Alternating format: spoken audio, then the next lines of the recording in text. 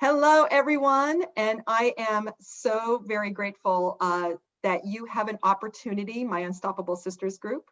Are you guys still there? There we go. Um, that you get a peek inside some of my routines that keep me motivated and keep my momentum throughout my year.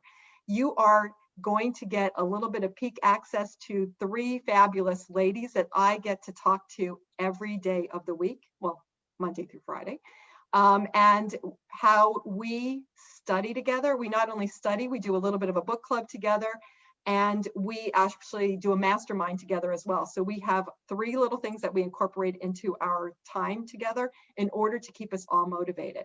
And I've asked each of these fabulous women to tell a little bit about who they are, what they do, but also to provide a little tip and insight as to how you can keep your momentum going, or you can even just start, or how to get started. Whatever it is, wherever you are, they are here for you. And I promised I would go in alphabetical order. So we are starting with Miss Christine Trombley. Christine, can you tell us a little bit about who you are, where you are, and then give us whatever little tip you have to share?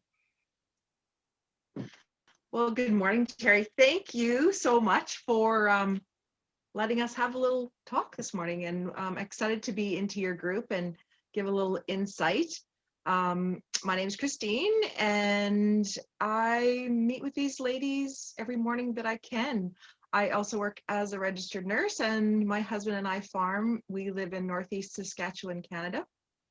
And I always share my lovely view with them out the window. It's sunshiny here a lot of the time in Saskatchewan, so that's wonderful. We are just heading into spring and snow is melting.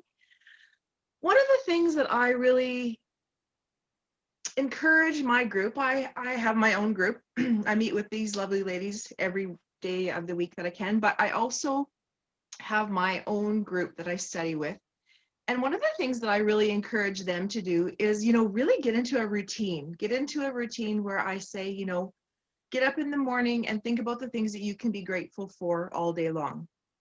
You know what? Drink your water every day. Drink half your body weight in ounces of water every day. The easy things that you can do every day to keep your body motivated and healthy. Get 30 minutes of exercise in every day. Easy stuff like that you can easily incorporate into your life, makes you feel better, motivates your body. And I find then when you're moving your body, your mind naturally works better together. These are some things that I've really incorporated with my patients at work too, encouraging them to move their body, and also with the nurses that I work with too. We're always in the habit of thinking, what are we grateful for today? One of the things I started with them was, what was the best part of our day? And that has really, I think, developed a sense of community amongst us nurses, and really brought about having them, and as well as me and maybe the patients, think, what is the best part of my day? What great happened today? Because there's always something good that's happened during the day. Not all your day is bad, even if you think, oh, this day kind of went to heck in a handbasket, but there was always something good about it. So I don't know, those are kind of three little tips that I like to share with the people that I work with, and they're easy to remember and kind of easy to do every day. So That's who's fabulous. next? That's fabulous. Jennifer. Good morning, everyone. First of all, I agree. I'm going to piggyback a little bit off of Christine. I agree 100%. It's total gratitude, and I'm totally grateful for all these women. We study really hard, but we also are great friends, and I look forward to every weekday that we get on here and just study and be with like-minded people. And I think that being like-minded and being positive, and I'm not just saying pretending to be positive, being positive. Think about the great things that you have, and when you go to bed at night, this is one thing that I've been practicing. When I go to bed at night, as I lay my head down, turn the TV off, because all that is just static. You really need to go to bed and think about how I want my day to be tomorrow. What does my day look like tomorrow? Yes, I have this and this and this to do, but in between, I get to go for a walk, or it's sunshine, or I'm gonna have a really great day. I get to go to my daughter's softball game and watch them play, and I enjoy that. So just look at the great things. Like Christine said, yeah, you may have had a bad day, but there's always something to be grateful for, and there's always something good to look to. Another thing is persistence. Persistence is key. And I struggled for a while. This is one thing we do. We all write our goal every morning. We write down things that we're grateful for. And I struggled for a while. I would, no problem, Monday through Friday, I knew I could get it done. That was my schedule. But on the weekends, I struggled because my system wasn't the same. I didn't get up at the same time, or my kids would be awake, and then you get busy during the day. But I became persistent and make myself get it done. And I would get up out of bed at midnight because I would go, oh, I didn't do it. Get up and I would do it. And now it's a habit. I don't finish the day without doing it. So it's just turning things into habits, is my little key. And yes, I guess I didn't say, I am in Northeast Texas. I am a coach just like these ladies here. I have 4 children that keep me busy and do this along with it. So yes, I hope you all have a great day and hope this helps a little. And you have a ranch that you're taking care of. Yes, and we With have a lot cows. of cows. Yeah. She has a lot. She's a coaching cattle. It's awesome. Well, I'm going to piggyback right off of these two ladies because I love the idea. I mean, it really changes your whole world when you start your day with gratitude, when you can be grateful for the things that you have, and also start thinking about the things that you don't have that you want, and be grateful for those. Be grateful for the things that are coming your way and know that they are coming. So have that expectation. And I guess one of the things that really worked for me and has worked really well for me is I used to be a procrastinator. And, the end of the day would come and it's like, I told myself all day long I was going to get these things done. So it kind of just falls right in with persistence, with what Jennifer was talking about, and being persistent. But one strategy that worked for me was writing out my goal achieving activities the night before. So if you have a list of things that you want to get done the next day, I never used to believe in lists at all and was never a list maker. And I don't really call this a list, I guess. I call this things that really need to get done. So I prioritize them. So number one's the first thing that has to be done, tomorrow. And I do this the night before. And, it sets your mind in motion the night before. So when you get up in the morning, you know exactly, after you do your gratitude and you get your day rolling, you know exactly what your map looks like and what needs to be done. And what I've done through persistence is I've done that first thing. I've stuck with the first thing until it's done. You stick with it till it's done. So if you have 2 things on your list or you have 6 things on your list, stick with the first one until it's done. And then check it off, and you'll just feel so good about yourself. But that has been a strategy that's really worked for me. And I know, we all have this little procrastination going on inside of us, and this little voice inside of us that says, well, we should be doing that, but we're not. Make your day by doing that one little thing rather than thinking about it all day. And another idea with that too is take a calendar. Just take a blank monthly calendar. And okay, today I did, those 2 things on my list. I did those 2 things. So then put a big X in today's box. And then see how many days can I make that happen? Because that's developing the habit. And let's say you make it 3 days. Maybe you make it only 1 day. Then great, pat yourself on the back. I did it today. And now tomorrow I'm going to start over again. And, I'm going to make it 2 days. Or I'm going to make it 3 days. Or I'm going to make it 4 days, because that's how you develop the habit, and that's how you develop the persistence. And, I just love these ladies. I love coming on this call every day. I look forward to this call every day, all weekend long. I'm looking forward to this call come Monday morning. And we do meet Monday through Friday. And it's just a great opportunity to learn and grow. And we have become the best of friends. And we just are here to support and help each other. So I also encourage you, if you have a group like that you can commit to meeting with and working with, and just getting on a call. And maybe it is just a read a book together to start with and discuss or something. But I would encourage you to do that as well. And I am Jolene, and I am from Nebraska, and I have 3 grown kiddos and a hubby. And that's a little bit about me. You also have a farming background as well.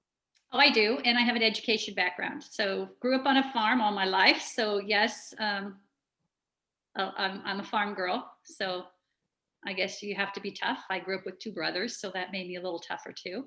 And then I was also in public education for 32 years. So These fabulous ladies, I have to tell you, I've learned so much from each and every one of them. I value their friendship. When we get together at a conference, it's just magic. When we get to see each other in person, as opposed to just seeing each other versus on Zoom. I want to thank them all for sharing their insights.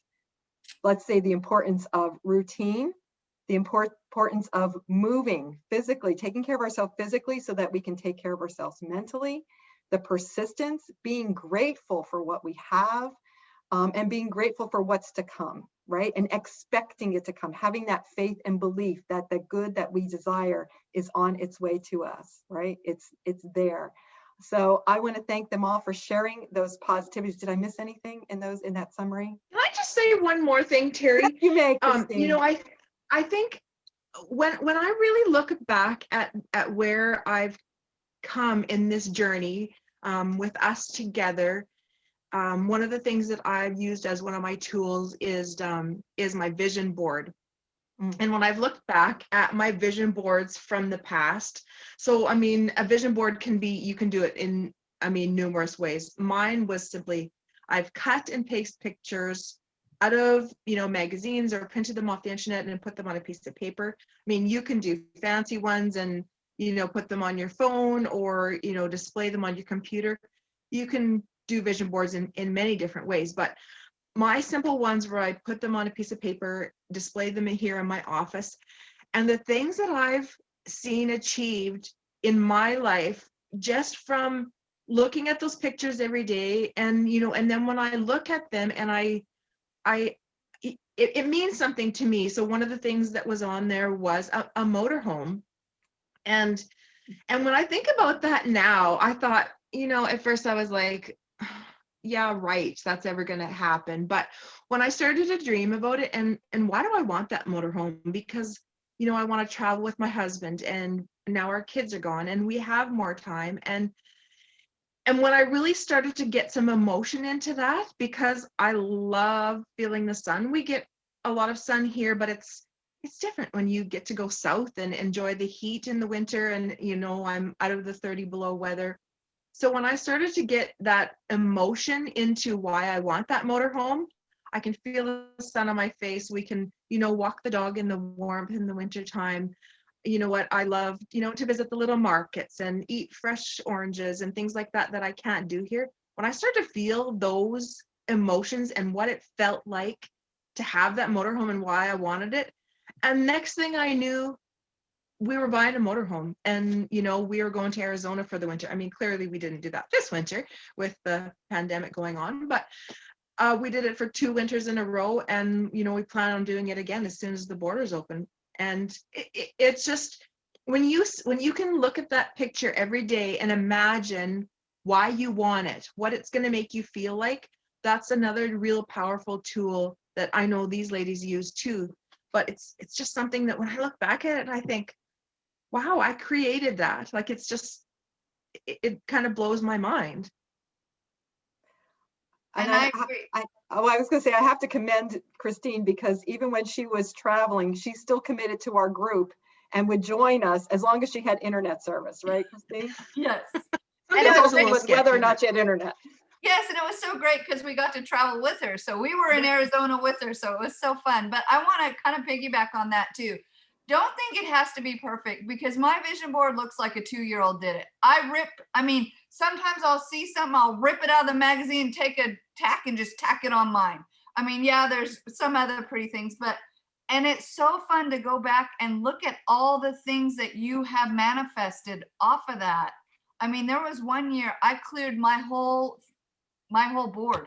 because everything that was on there I received. So yes, it's very powerful, and don't feel like it has to be perfect. It's fun. Have it be fun. I agree. It should be fun. Jolene, did you want to piggyback one more time before Just we that, end? I mean, with imagination, imagination is everything. It's one of our mental faculties that's the most powerful in the world. And I guess, don't think about, we think about kids and imagining things, and we put them in front of our cupboards when they're little and take out the pots and pans and do our cooking and baking, and they're sitting there on the floor hammering on their pots and pans with a spoon or whatever, and they're imagining.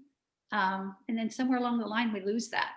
And as adults, I think somewhere along the line, we were told, maybe you shouldn't imagine anymore. And I would probably have to say I'm guilty of that. As a teacher of so many years, I wanted the kids to listen to me, and so it's like, Johnny, quit looking out the window. Well, Johnny he was in that imagination world looking out the window. And, so we've got to get that back, because imagination is key. Imagination is everything. And you just have to imagine that you already have those things that you want. So dream, and dream big, and imagine. Absolutely. I love that. So vision board, fantastic idea. Love that. Thank you for sharing that. Imagination. One of the things I learned today about imagination is not that we don't use it. We probably use the wrong part of imagination. Anytime we worry about the future, we're imagining a worst case scenario. So we're using imagination. We're just looking at a negative outcome, right? Or we are worried, worry or fear, either one is also just a negative use of imagination. So instead of using our imagination for negative, let's look at the positive and see if we can tweak that around. What if everything's going to work out for us, right? Christine, what if everything's always working out for me, right? That's one of our mantras that we say all the time. And how good does that Everything. feel? How good does that feel? If it feels good, then we know we're doing the right thing. Oh, all the time. We're just on a journey. Everything's unfolding the way it's supposed to unfold. So with that positive thing, let your imagination roam. Use a vision board to help you start to collect ideas and things and experiences that you want to have in your life, and start developing that routine that will get you closer to where you need to be in life, or you want to be in life, and give yourself permission to dream and dream big. So thank you, ladies. I am going to end on that happy note, and I really appreciate it. Thank you.